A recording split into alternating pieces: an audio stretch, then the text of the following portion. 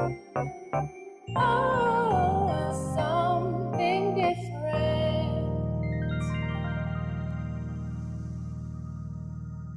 Luke chapter 4, verses 25 to 26. But in truth, I tell you, there were many widows in Israel in the days of Elijah, when the heavens were shut up 3 years and 6 months, and a great famine came over all the land. And Elijah was sent to none of them, but only to Zarephath, in the land of Sidon, to a woman who was a widow. You know what I find interesting and intriguing about this story? Elijah had gone to war against the prophets of Baal and those prophets aligned to Jezebel, who were all false prophets. He had, of course, stood up to Ahab.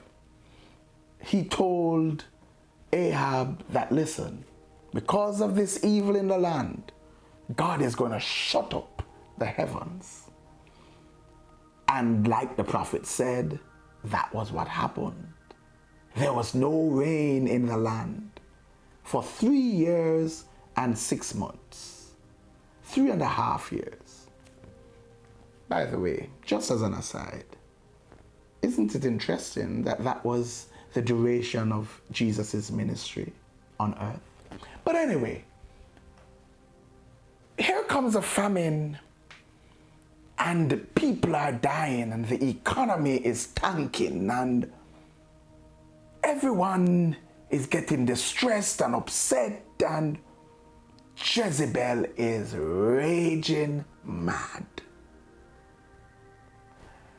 And like many persons do, she did not see her actions and the actions of the idolaters around her as the cause for the famine, but rather she saw the messenger, the prophet, as the cause for the famine.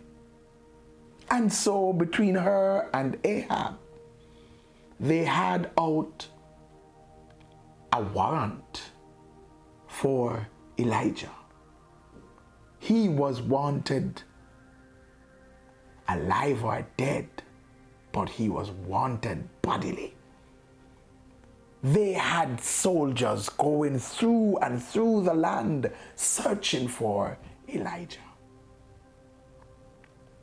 And God took him up and sent him for his safety and provision to the land that was ruled by a king who was the father of Jezebel. That's just amazing. So the Lord saved Elijah from Jezebel by giving him space and protection and safe haven in her father's domain. How ironic. Isn't God just something by himself? He protects his servant from the enemy in the midst of the enemy's territory. God will use anyone and anything to bless you. God is able to use your enemy to bless you, to use your enemy to protect you. When Herod wanted to kill baby Jesus, the Lord told his parents, go down to Egypt. Their protection, his protection and safety was found in Egypt.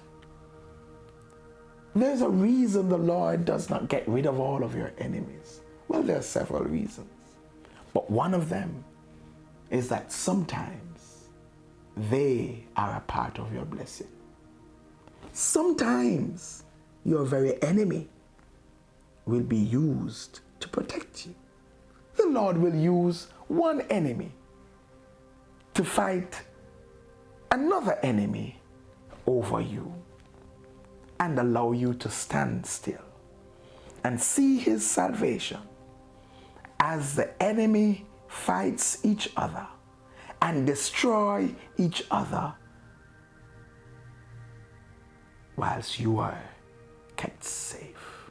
We've seen it happen more than once, where Israel did not fight, but the enemy, who were once together, fight each other, destroy each other, and Israel take the spoils. So, don't be worried. When you need protection and all you see around you is enemy, remember, your enemies can be your protection because God is your keeper. God bless you. Like, share, comment, and subscribe. Don't forget to hit that notification bell.